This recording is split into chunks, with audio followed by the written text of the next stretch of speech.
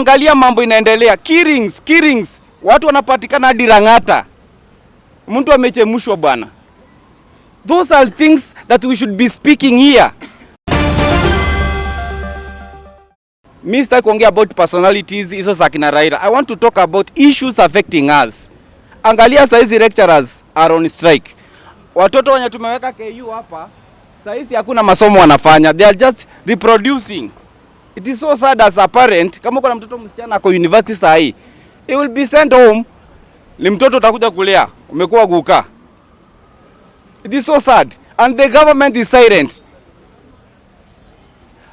Angalia mambo inaendelea. Killings. Watu wanapatikana hadi Langata. Mtu amechemshwa bwana. Those are things that we should be speaking here. Those are things that are affecting the common mwananchi. Mambo ya Adani tuachie Adani. And we know who Adani is. And we will come there at the right time. You can take judiciary.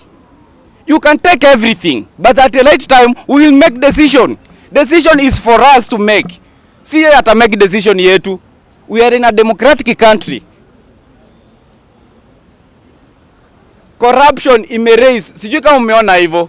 Corruption is all over. Nowadays hadi kila mtu anataka corruption. There's nothing that's going on. And another thing nimesikia hapa, someone defending Atuoli. Honestly speaking, mse Atuoli.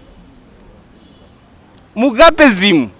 At the age, Atuoli should be at home. Hadi babangu ameretire, is at home. So Atuoli hii tamu yake ishangi, tangu nikae mtoto mimi nimemuona akisafu hapo. What our young people tumepeleka shule, wao watapata chance ya kusafu hiyo kotu? Isi team yeye ndiye ako na uwezo tu peke yake ya kuridi wafanyikazi. We have capacity as a country, we have capacity. And this thing ya kulipa shilingi 1000 na kuja hapa kutuambia mambo ya Mugabe simu eti endelee, that one we cannot allow. Actually kotu inafaa iwekewe limit. Kama ni tamu moja ama tamu mbili, kama president iko na limit. Mbona yeye eti every time ako hapo? We cannot be talking about Atuoli. Baba zetu waliongea juu ya Atuoli. Sasa hizi tunaendelea kuongea juu ya one man. We are tired.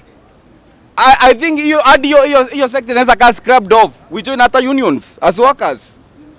There's nothing. Brain drain inaendelea. Wafanyikazi wenye watoto wadogo mnaambiwa muende Saudi Arabia, muende Qatar. Tumesoma unaambiwa waende. That's brain drain. Tumesoma hapa, skills zetu tunafaa tusitumie hapa nchi yetu, tuchenge nchi yetu. Not kupeleka watu huko majuu. Imagine we are exporting brain zetu huko, tunawafanyia kazi huko kama slaves. Yet our country is in a crisis. Brain drain hiyo tunafanya, hatuwezi, we cannot allow that. And the leaders are so proud to tell us that, oh, nimewatafutia kazi sijui, nimeweka kazi 1,100 muende huko kufanya. We are not going. We are going to stay here na utatuona kila siku, and we are almost very soon we are coming. Tumetulia sana, wameona sasa everything is going on the right. Sasa tumejua kila mtu tumemweka, tumemgauge. And when we will strike at the right time, hatapenda. Otherwise taongea mengi. Asante. Thank you very much. Be very careful when handling.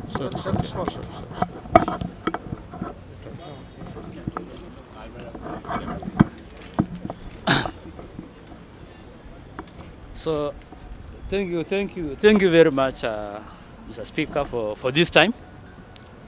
I'm going to be so brief and so precise. There have been previous speakers addressing issues, but I find them to be somehow so personal.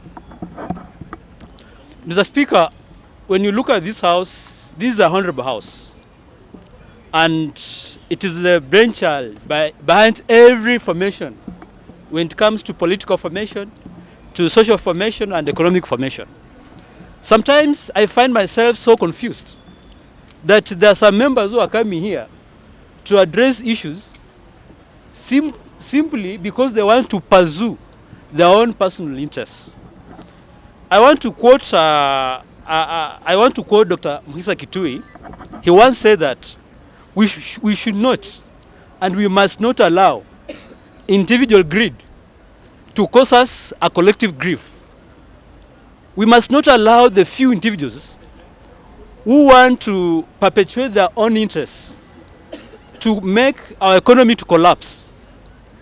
I'm coming to the point, the executive, who is the head of the executive, the president. In the Department of Formulation of Policies, you are the man behind, you are the architecture behind anything implemented. We cannot be proud of you simply because you wake up a day, you bring a motion, you impeach the deputy. You wake up a day, you come and tell us that so and so has made us not to work. That one, Mr. Speaker, it's so premature. For a big nation such as this nation, we must be ourselves. We must stand tall. We must be ready to make sure that Kenya as a country has made a step, both socially and economically. Mr. Speaker, I want to remember of the time when we had serious people like Tom Mboya who had very powerful economic blueprint. Unfortunately, the economic blueprint that the leaders had are still kept at the archives. Nothing has been worked upon. When I come to the issue of social economic empowerment, I want to address you, Mr. President, wherever you are. We are not going to allow you to play as cheap politics, that you go and you authorize some few individuals in the parliament from Western Province, where I come from, particularly Bungoma County, where I come from. So you are giving somebody to pretend that he's taking a motion to the parliament to impeach you, so that to read the minds of the public. That one is so premature. I want to be so precise that, Mr. President, it's the right time that we stand collectively to address the common issue. Here is education. It is on the brink of collapse. You are talking nothing about it. Here is health system. Nothing about it. Here you are talking about employment, exporting employment to go the brain of the brain of the soil. You want to take them to abroad to go and work from abroad. What is it so unique, members of the parliament, that those nations have done that Kenya as a country cannot do? What is it so unique? What amount of resources do those nations have that Kenya as a country don't have? That we can expertise ourselves, we can implement, we can put the brains at work within our country. Mr. President, honestly, as head of state, you have let us down. You have let the young generation down. You have let this country down. And we have no regret to address these issues. And we are going to address them wherever we are. We are not going to fear anything. We are ready to die. Some of us are going to die. Some of the people have died already. So death in Kenya has become a normal thing. That when you demand for something that you deserve for, you are killed. When you talk something that is so sensitive, the government is so much scared of you. It sends someone to kill you. That one, Mr. Speaker, our freedom was fought for. Democracy has been fought for. We are not going to allow someone to take us back to the old days. As I wind up, Mr. Speaker, it's very much unfortunate, extremely unfortunate, that some of the system, the economic system, the social system, has automatically been brought down simply because there are few people who want to perpetuate the political system to benefit themselves. I want to write it off, that no more stories to do with impeachment, Mr. President, is going to help anything for this country anymore. And wherever that you are, Mr. President, just listen to us.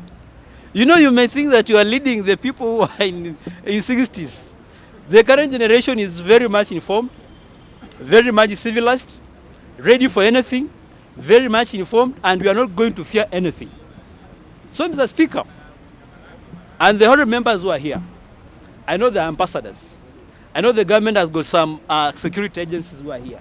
Please, just take this information, the information of the members who have been here, raising these issues. Just collect all of them. Take them to the head of state, who is the president. Tell the president that actually when you go on the ground is so different that people are not going to put up with you. Whenever thing you come up with to do with impeachment, that you are just scheming a scheme so that you can prolong your personal interests, we are not going to put up with it. We know that you are the one who are bringing the impeachment scheme simply because you want to redirect the mind of the Kenyans against something else so that you can do something else. Please, we are not going to put up with it. You have come up with the Kashagwa issue. Kenyans have not bought it.